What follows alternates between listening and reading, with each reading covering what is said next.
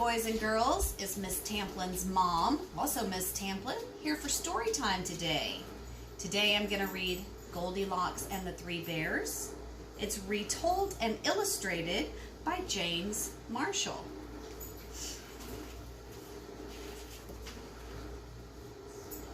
Once there was a little girl named Goldilocks. What a sweet child, said someone in town. That's what you think, said the neighbor.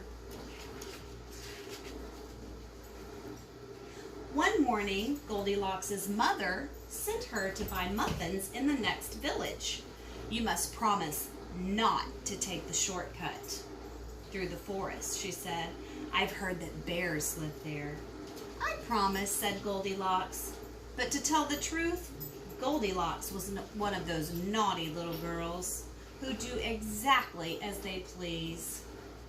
Here she is. That looks like the forest. Meanwhile, in the clearing deeper inside the forest, in a charming house all of their own, a family of brown bears was sitting down to breakfast.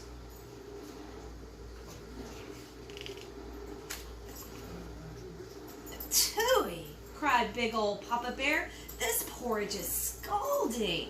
I've burned my tongue. I'm dying, cried Baby Bear. Now really, said Mama Bear, who was of medium size, that's quite enough. I know, said Papa Bear. Why don't we go for a spin while the porridge is cooling? Excellent, said Mama Bear.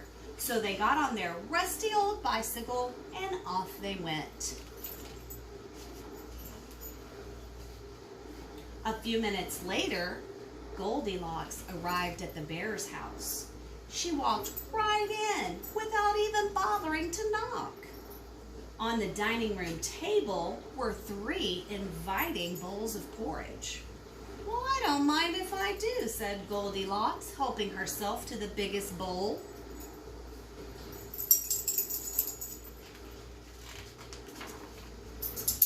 But the porridge in the biggest bowl was much too hot. Patooey, cried Goldilocks as she spat it out. Next, she tasted the porridge in the medium-sized bowl, but that porridge was much too cold. Then Goldilocks tasted the porridge in the little bowl, and it was just right, neither too hot or too cold. In fact, she liked it so much that she gobbled it all up. Feeling full and satisfied, Goldilocks thought it would be great fun to have a look around. Right away, she noticed a lot of coarse brown fur everywhere. They must have kitties, she said. In the parlor, there were 3 chairs. Well, I don't mind if I do, she said, climbing into the biggest one. But the biggest chair was much too hard and she just couldn't get comfortable.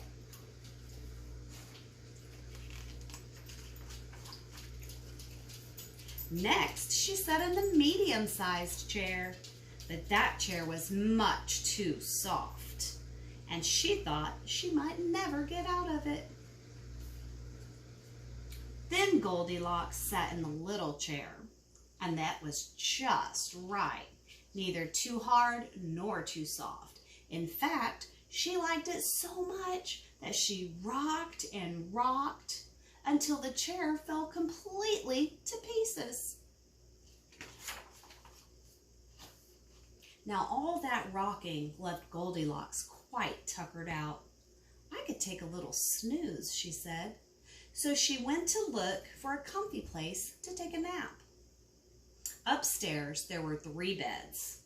I don't mind if I do, said Goldilocks, and she got into the biggest one.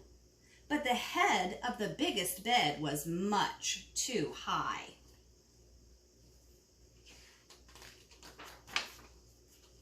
Next, she tried the medium-sized bed, but the head of that bed was much too low.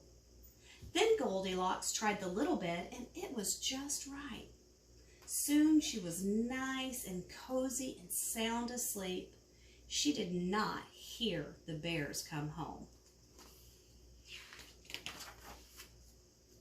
The three bears were mighty hungry, but when they went in for breakfast, they could scarcely believe their eyes. "Somebody has been in my porridge," said Papa Bear. "Somebody has been in my porridge," said Mama Bear. "Somebody has been in my porridge," said Baby Bear, "and eaten it all up." And look at the mess she made on that table.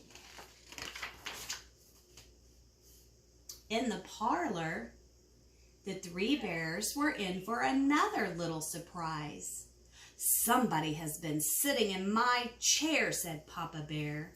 "Somebody has been sitting in my chair," said Mama Bear. "Somebody has been sitting in my chair," said Baby Bear, and broke it to smithereens.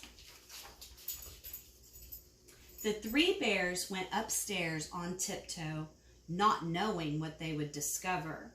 At first, everything seemed fine, but then Papa Bear lay down on his big brass bed. "Somebody has been lying in my bed," he cried, and he was not amused. "Egads," cried Mama Bear, "somebody has been laying in my bed." "Look," cried Baby Bear, "somebody has been lying in my bed and she's still there." "Now see here," roared Papa Bear. Goldilocks woke up with a start and her eyes nearly popped out of her head. But before the bears could demand a proper explanation, Goldilocks was out of bed, out the window, and on her way home. "Who was that little girl?" asked Baby Bear. "I have no idea," said Mama Bear, "but I hope we never see her again." And they never did. Well, thank you, boys and girls, for letting me join you for story time. I hope everyone is staying safe and taking care of each other, and hopefully we'll get to go back to school soon. I know Miss Tamplen is missing you all so much. Take care. Bye.